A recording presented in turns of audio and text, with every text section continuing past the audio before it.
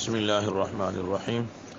ہماری آج کی مجلس کا عنوان ہے کہ شب قدر میں ہمیں کیا پڑھنا چاہیے اور کیا اعمال کرنے چاہیے۔ تو اس سلسلے میں چند اعمال کا تذکرہ میں عرض کرنا چاہ رہا ہوں۔ ایک تو یہ کہ ہمیں صدقے کا اہتمام کرنا چاہیے کہ اس کا اپنا ایک عظیم اجر و ثواب ہے، اور دوسرا یہ کہ اس رات میں ہمیں عبادات مکس کرنی چاہیے، تلاوت بھی ہو اور اس کے علاوہ نوافل بھی ہوں، دعائیں بھی ہوں، لیکن تلاوت میں بہتر ہے کہ آپ ایسی آیات اور صورتوں کا انتخاب کریں جن کی فضیلت حدیث میں موجود ہے۔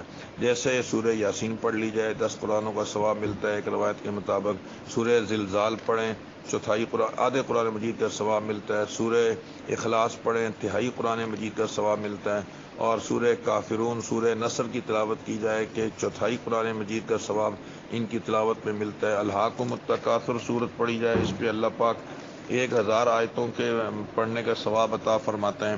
اور امام زہری رحمہ اللہ کی طرف یہ بات منسوب ہے کنز العمال کے حوالے سے کہ ایک دعا ہے، لا الہ الا اللہ الحلیم الکریم سبحان اللہ رب السماوات السبع ورب العرش العظیم۔ یہ دعا 3 دفعہ جو آدمی پڑھ لے گا، اللہ پاک اس کو شب قدر کے برابر ثواب عطا فرمائے گا۔ تو اس رات اس دعا کو بھی 3 دفعہ پڑھ لیا جائے۔ حضرت عائشہ صدیقہ رضی اللہ تعالی عنہا نے عرض کی، یا رسول اللہ صلی اللہ علیہ وسلم، اگر مجھے شب قدر مل جائے تو میں کیا پڑھوں؟ آپ نے جو دعا تعلیم ارشاد فرمائی وہ ہے، اللہم انک عفو تحب العفو فاعف عنی، یا ہم اجتماعی کہہ لیں تو فاعف عنا۔ یہ دعا ضرور پڑھ لینی چاہیے کہ عافیت کا اس کے اندر تذکرہ ہے۔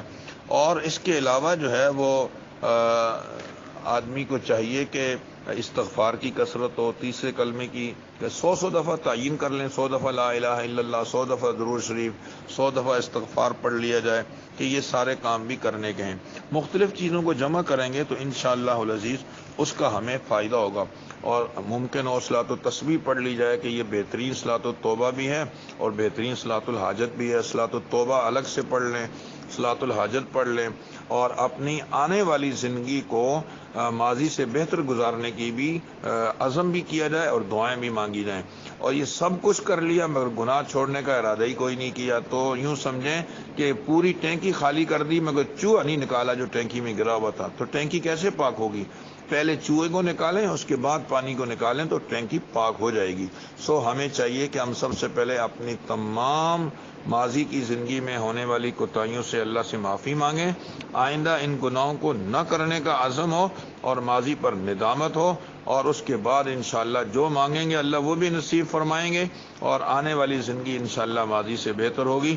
اپنے لیے بھی دعائیں مانگیں۔ اور سفیان ثوری رحمہ اللہ فرمایا کرتے تھے، اس رات میں سب سے بہتر یہ ہے کہ کثرت کے ساتھ دعا مانگی جائے۔ ہمیں چاہیے کہ زیادہ وقت ہم دعا کو دیں، بقیہ عبادات کو بھی جمع کرنے کی کوشش کریں۔ اس رات میں ہم اپنے آپ کو فضول کاموں میں نہ لگائیں۔ بعض نوجوانوں کو میں دیکھتا ہوں مسجدوں میں ٹولیاں بنا کر بیٹھے ہوتے ہیں، گپ شپ لگا رہے ہیں، اور آخری جب گھنٹہ رہ جاتا ہے، آدھا گھنٹہ، تو چند نوافل پڑھے اور دعا کی اور خوش ہو گئے۔ ہم بھی رات بھر مسجد میں تھے۔ رات بھر مسجد میں عبادت کی غرض سے جو لوگ گزارتے ہیں ان کو ثواب ملتا ہے، جو گپے مارتے ہیں وہ کیا ہوا ثواب بھی ضائع ہو جاتا ہے۔ اور ہمیں سنت اعتکاف اس سلسلے میں کرنا چاہیے۔ شب قدر کو حاصل کرنے کے لیے سنت اعتکاف سے بڑھ کر کوئی چیز نہیں، اور اگر یہ نہیں کر سکتے تو کم از کم طاق راتوں میں نفلی اعتکاف کر لیا جائے، اور جب بھی مسجد میں آئیں تو اعتکاف کی نیت کر لیا کریں۔ اور جو ہے وہ اس رات میں لمبی لمبی تقریریں سننا اور اپنے آپ کو دیگر مشاغل میں رکھنا یہ بالکل صحیح نہیں۔ کوشش کی جائے کہ اس رات انفرادی اعمال زیادہ سے زیادہ کیے جائیں۔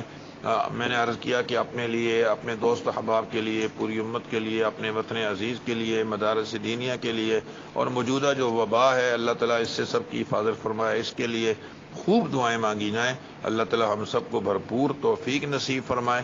وآخر دعوانا ان الحمد للہ رب العالمین۔